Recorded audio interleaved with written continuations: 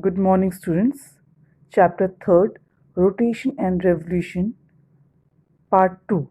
In the first part, we have studied about the rotation, its definition, and its effects. Rotation is spinning of the earth on its axis from west to east, and its effects are that causes day and night. In this part, we are going to study about revolution of the earth. Revolution. The Earth revolves around the Sun in its fixed elliptical orbit, like an oval shape or like you can say an egg. It takes 365 days or 365 1/4 day to complete one revolution around the Sun. It means 1 year. Leap year. A leap year is a year in which an extra day is added. Now, why this extra day is added? Because the period taken for one revolution is about 365 1/4 days. A normal year has only 365 days.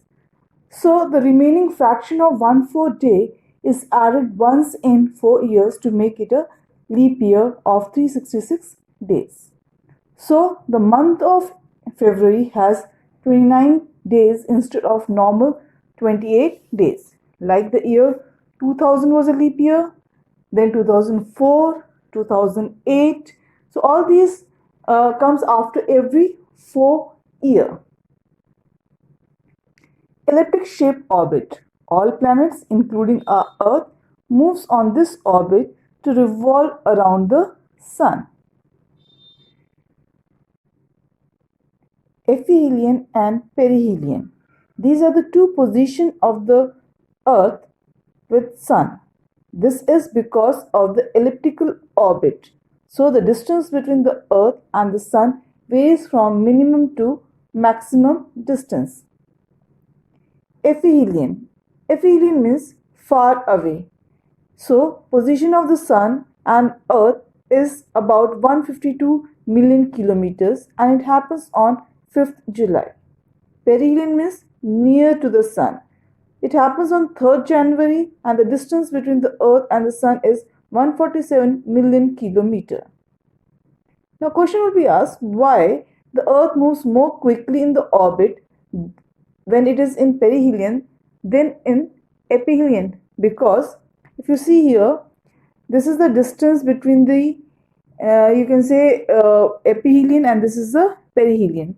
So as the Earth comes inward, its speed increases because of the gravitational force of the Sun. So the speed at the orbital plane will move higher, and because the distance is also less, speed increases here in the perihelion. Effects of inclination of the Earth.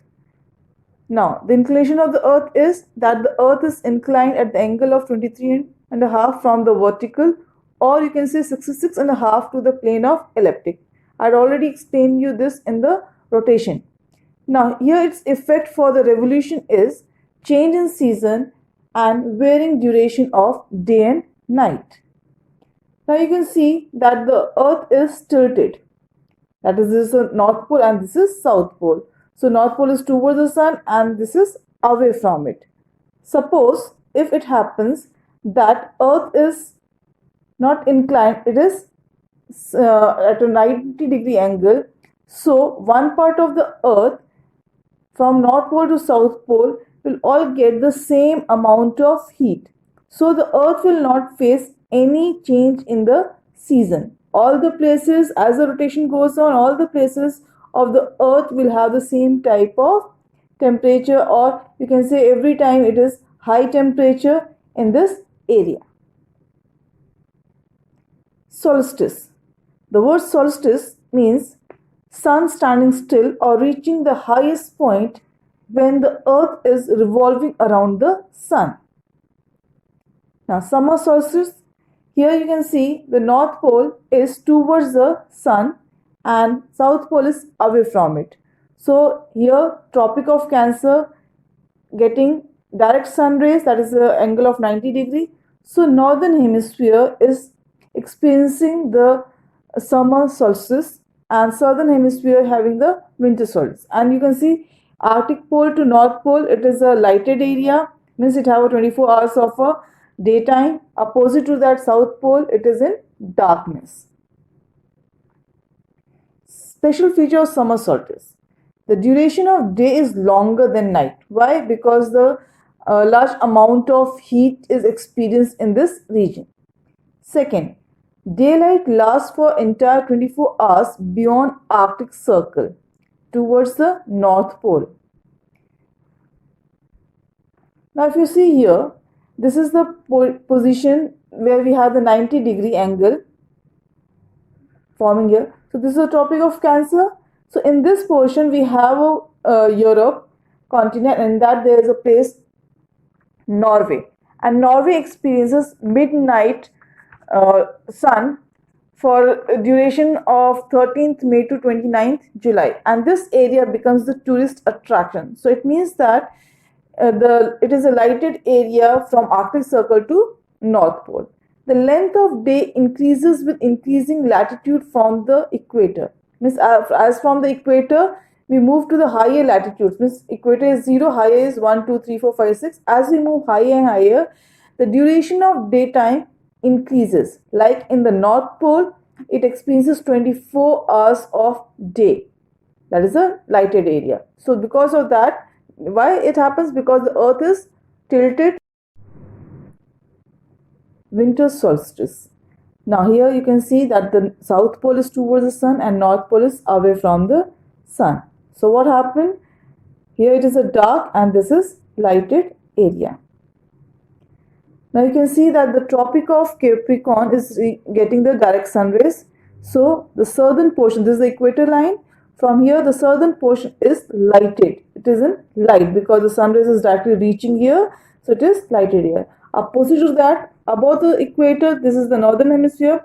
It is a little bit in dark also, like especially the north pole is in dark and south pole here is in a daylight. So this happens, and this is a line of illumination or circle of illumination, you can say, and says that this time north pole is under the darkness and south pole is under the brightness. Light is reaching here. So this area is experiencing, the southern area is experiencing the summer solstice, and northern hemisphere is experiencing the winter solstice. Special feature of winter solstice. The sun shines directly overhead Tropic of Capricorn, hence the length of day increases as one goes towards the pole. Okay, just now I shown you. Day is longer in southern hemisphere. Why? Because it's a summer. Then night.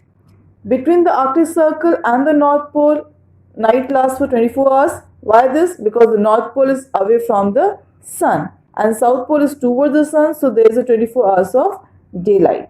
Now showing the different position of the earth, showing the different season. First is winter, then we have spring, summer and autumn, and this is vice versa in both the hemisphere when it is facing sun.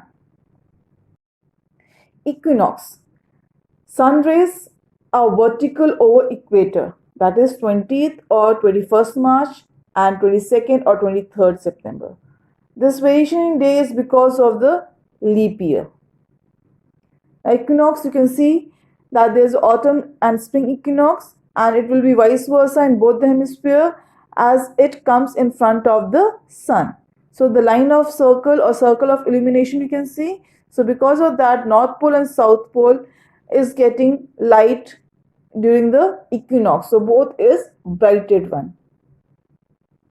Now you can see here. This is the area. This is the circle of illumination from North Pole to South Pole, and then here the light is reaching directly to all the places. So all the places experiencing the what? 12 hours of day and 12 hours of night. If the northern hemisphere have autumn, the southern will have spring, and if northern is having a spring, southern will have a autumn. So it has been experienced throughout the year when the rotation and revolution is going on side by side. Equinox. Equinox means equal night, as the duration of day and night will be equal, that is of 12 hours of day and 12 hours of a 9, and it happens on 20th or 21st March or 22nd or 23rd September. And the relation of the Earth to sun rays is identical. In both the duration, that the time period March or September, there will be identical sun rays, northern plane or northern hemisphere or southern hemisphere. Thank you. I think the chapter is clear to you now. If you have any question, you are free to ask.